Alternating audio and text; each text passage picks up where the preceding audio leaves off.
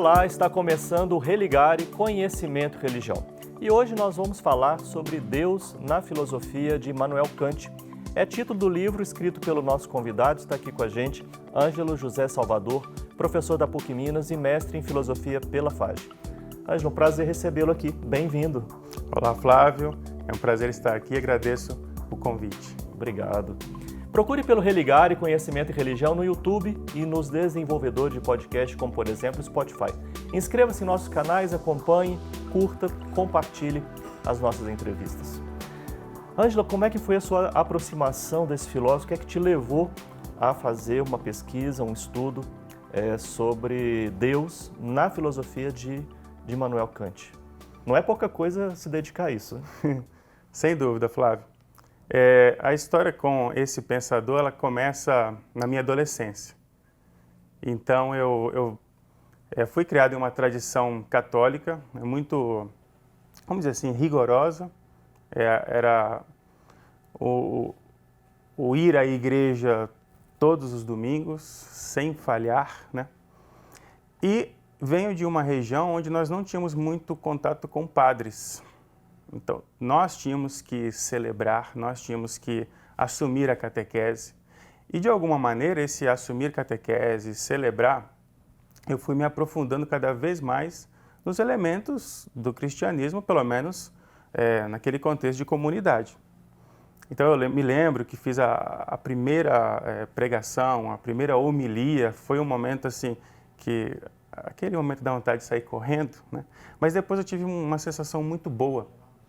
Todavia, entretanto, um dia um colega me perguntou, Ângelo, você fala muito da Bíblia e é muito participativo na comunidade, mas o que a arqueologia diz que o planeta tem 60 milhões de anos, bilhões de anos? Isso não está na Bíblia. Parece uma questão simples essa, mas naquela época, eu com 15 anos, foi um momento decisivo, porque eu me vi sem interlocutores em uma sociedade, em uma comunidade pequena, né, do interior do Espírito Santo. E aí eu comecei a minha busca, comecei a estudar. O que eu fazia? Estudava o ensino médio, terminavam as aulas, eu ia à biblioteca e comecei a ler filósofos. Não entendia nada, imagina, né, nunca tinha estudado filosofia, mas eu percebi que a filosofia poderia ser um caminho para que essas questões pudessem ser, de alguma forma, apaziguadas. Mas foi uma crise muito intensa pela qual eu passei, mas que me despertou para o conhecimento, para a pesquisa, principalmente no campo da filosofia, mas via religião, via aquela experiência religiosa inicial. Entendo. E o Kant, especificamente? Então, eu fiquei mais ou menos uns 5 anos com essas questões, que depois foram evoluindo para outras, a questão da alma, da imortalidade da alma, o fim último do ser humano, essas questões filosóficas. Ainda me via sem um interlocutor ou uma interlocutora à altura, até que um dia eu encontrei um padre que era filósofo. E pela primeira vez alguém me olhou sem me julgar e acolheu as minhas questões. E eu pensei, bom, se um padre está fazendo isso é porque ele fez uma síntese, de alguma forma, entre filosofia e fé. Aí que está o lance, né, na minha vida. Estudando filosofia, então eu comecei a fazer uma graduação em filosofia, em Vitória, Espírito Santo. Eu fui para a capital, né? A minha busca foi avançando, né, até que no segundo semestre eu me deparei com a obra Crítica da Razão Pura, do Immanuel Kant. Foi essa obra que, de alguma maneira, me despertou. Quando eu li a sua frase, que naquela época para mim foi magistral, tive de elevar o saber para dar lugar à fé. Eu falei, bom, Kant está falando de um assunto que me interessa, que faz parte da minha existência, inclusive, na minha concepção, a filosofia ela deve tocar, sim. Eu não posso estudar um pensador sem me envolver, né, com aquilo que ele está propondo. E eu falei, vou estudar esse livro, vou estudar essa obra. Então, comecei a ler a Crítica da Razão Pura e é como que uma síntese começava a acontecer né, de alguma maneira, uma síntese entre o saber e as questões da fé. Então, Kant, ele aparece. É este pensador aqui.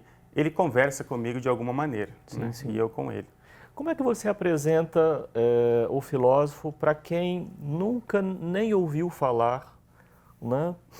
Como é que você apresenta Kant? Alguém chega para você e você quer apresentar essa pessoa?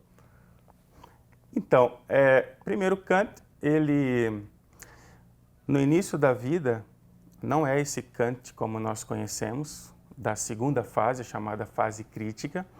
Kant era um homem muito interessado pelos assuntos da sua cidade, né, a Königsberg, né, que hoje pertence à Rússia, né, hoje se chama Kaliningrado.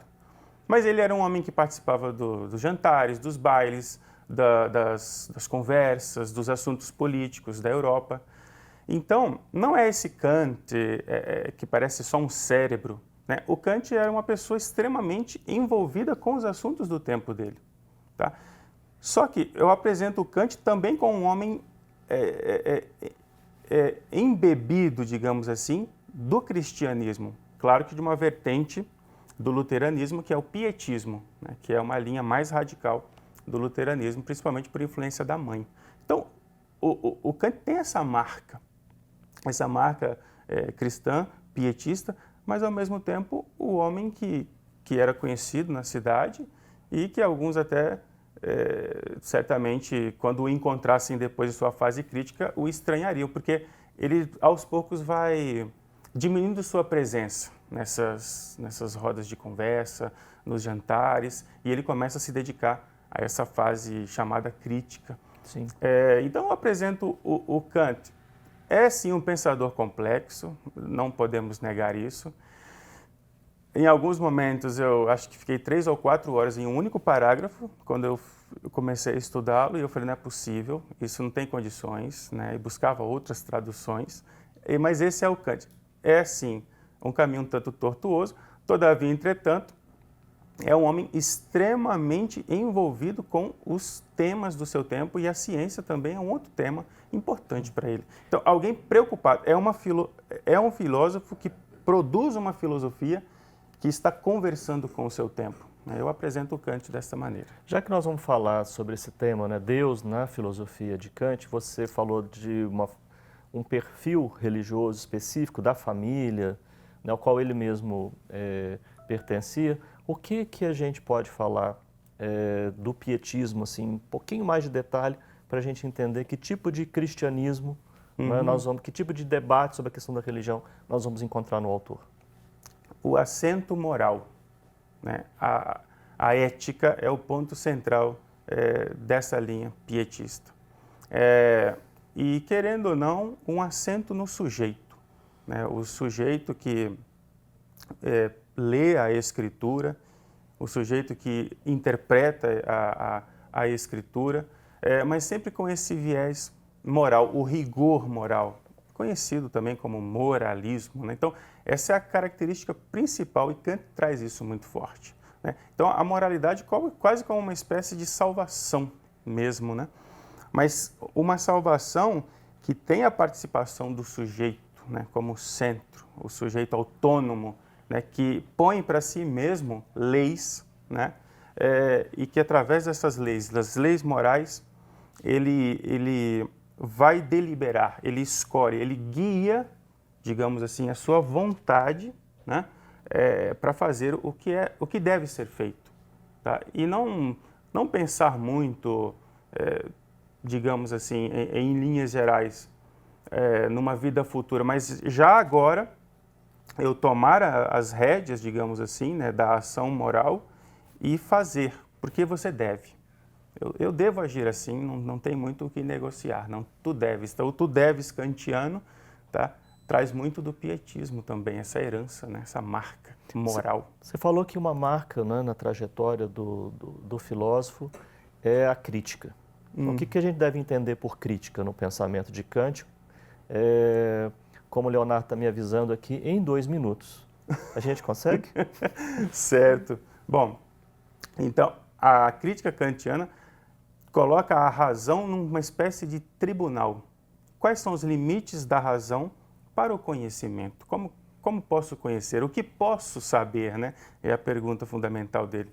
Então, a crítica é colocar justamente em crise essa razão que por muitos séculos falou de coisas, especulou de coisas e disse que isso é um conhecimento válido e inquestionável.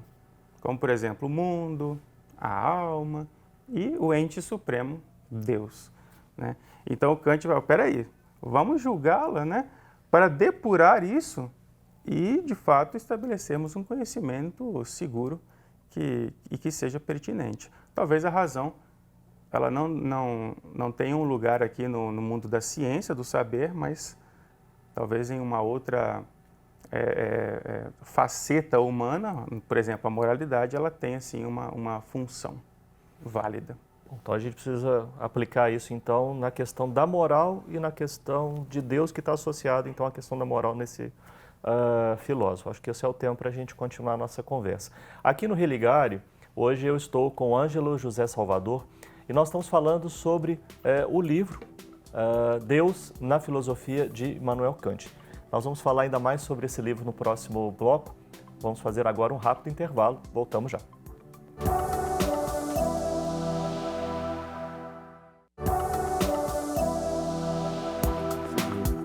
Estamos de volta com o Religare, Conhecimento e Religião, e hoje eu converso com Ângelo José Salvador, professor da PUC Minas, mestre em Filosofia pela FAGE. O tema do nosso programa é o título do livro aqui do nosso convidado, Deus na Filosofia de Immanuel Kant. Ângelo, você falou que o autor também aborda a questão como a imortalidade da alma, ele assume uma posição crítica com relação, por exemplo, a uma postura especulativa, enfim, com relação à teologia, acho que a gente poderia falar também.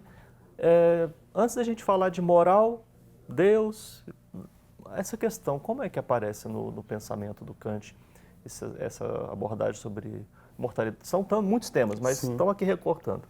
Imortalidade da alma e a crítica que ele faz à teologia. Uhum.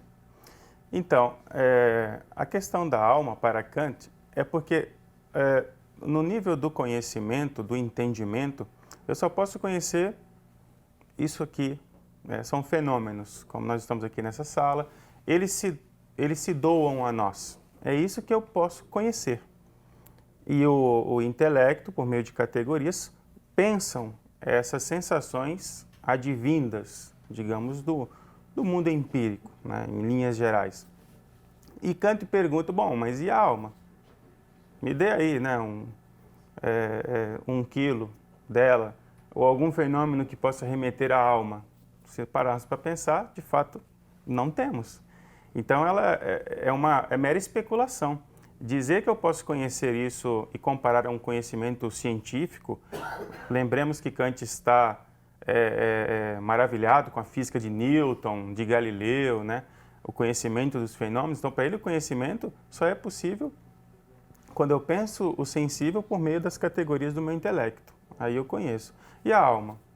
A alma não, ela não se oferece assim, certo? Aí o Kant, então, ele vai apelar para um postulado. Não, eu posso postular, não é a existência no sentido material, mas eu posso postular que a alma existe, porque através aí eu já vou me aproximando um pouco mais da questão da moralidade, porque é necessário, de alguma maneira, pensar o tema da felicidade, porque Kant não negligencia o tema da felicidade. O ser humano quer ser feliz, e ele é interessante, né, porque o Kant se preocupa com esse tema, e Kant vai pensar o seguinte, só que o mundo dos fenômenos, eles não me oferecem uma felicidade, como nós imaginamos, uma felicidade perpétua, contínua e sólida. Talvez eu pense que felicidade é dinheiro, felicidade é pertencer a um grupo X, mas logo eu percebo que isso é falho, isso é débil. Então, é necessário pensar que exista um ente supremo que garanta, aí sim, a continuidade para além desta vida, e esse ente supremo me garante a felicidade. Por isso que deve existir uma alma que continuará para além desse tempo. Então, Kant postula a possibilidade aí de uma existência da alma, mas não existência, como eu disse, no sentido dos fenômenos. Sim. Eu vi aqui no seu trabalho que você também tematiza a questão da crítica dele à teologia. Né? A que teologia especificamente? A teologia especulativa, essa teologia que vai dizer, conheço Deus.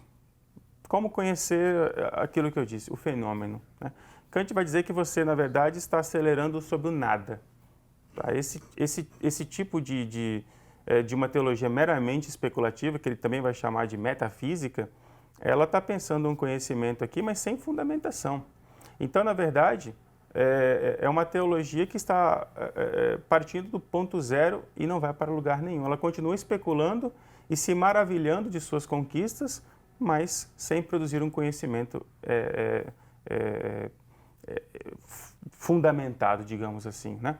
Também há uma outra crítica à teologia, quando você pensa que ela deveria fundamentar a moralidade. Essa é uma outra crítica que Kant propõe. Seria o fim do teológico ético. Então, eu não posso pensar a moralidade como algo advindo de fora, uma teologia que diz, faça isso. Né? Eu é que ofereço para mim mesmo as leis, como eu disse no primeiro momento, né, da nossa entrevista, e a partir dessas leis que eu ofereço, porque a minha razão, ela compreende, sim, ela tem um a priori do certo e do errado, que ele chama isso de factum da razão, certo? E aí sim, eu vou seguir essas leis. E aí, nesse caso, eu posso até chegar depois da teologia, mas ela seria uma consequência. Primeiro é o sujeito não autônomo. ponto de partida. A maior parte do livro ela é dedicada à questão da relação entre moral e o tema de Deus é a parte da questão da moral. Bem, isso vem do próprio autor, né? O próprio autor que você investigou. Vamos detalhar um pouco mais sobre isso? Que relação existe sobre o tema Deus, né, na questão, na reflexão de Kant sobre a moral? Uhum. Então, o Kant pensa o seguinte, se eu luto nessa vida, pensemos a nossa labuta diária para agir bem, desde um semáforo que fecha na nossa frente, você fica louco para furar o sinal e você diz, eu devo parar. Desde alguém que te diz uma coisa que te fere e você pensa 1000 vezes antes de querer revidar e tenta uma ação moral, tentando um caminho, né? Você vai discernir sobre isso, não julgar, enfim, toda a nossa labuta moral. Então, para Kant, isso é importante, isso deve ser levado em consideração. Todavia, eu não posso agir moralmente bem pensando numa vida futura, porque isso viciaria o fundamento da minha moral. Minha vontade, ela começaria a barganhar com Deus, como a gente costuma dizer. Então, peraí, Deus, eu estou agindo bem aqui, me garanta o paraíso. Kant já disse, você já agiu egoisticamente. Você é um egoísta, só está pensando em querer algo futuro. Não, o agir moral deve ser desinteressado. Tu deves agir. Mas aí Kant continua se preocupando com a questão de Deus. Tá aí Deus, onde que ele entra nessa história? Bom, aí voltemos ao tema da felicidade. Ele não abandona em nenhum momento que a felicidade é importante. Aí Kant pensa, bom, eu não posso agir moralmente bem para pensar no paraíso, numa vida futura, e nem para ser feliz aqui nessa terra. Mas eu devo pensar então em Deus como aquele que me garantirá a felicidade. Só que o meu agir moral não pode ser essa felicidade futura, ela não pode ser o fundamento da moralidade, mas a consequência. Então, agindo moralmente bem, de forma desinteressada, consequentemente, eu herdarei uma felicidade eterna. E quem é que pode garantir uma felicidade eterna? O ente supremo, Deus. Então, Deus vem depois. Né? Essa seria a relação com a moralidade. E ele chama isso de sumo bem. Tá? Fazer o bem, ok, mas o sumo bem é fazer o bem e ainda por cima ser, de alguma maneira, merecedor, né? Vamos pensar assim, de uma felicidade que não acabará. Que essa felicidade não se encontra aqui ou acolá, mas só em Deus. Eu fico me perguntando aqui, acompanhando, né, seu raciocínio, sua apresentação, o quanto que a gente pode retomar de Kant para pensar aspectos da prática religiosa, da vida espiritual, da questão da religião nas sociedades contemporâneas. Não é? Como é que você vê a atualidade das questões que o filósofo levantou no seu tempo, né, no seu contexto, né, para as questões nossas de cada dia? A gente termina a nossa conversa com essa questão. Então, eu pensei nisso, inclusive, quando eu estava terminando essa reflexão, né, essa dissertação, enfim.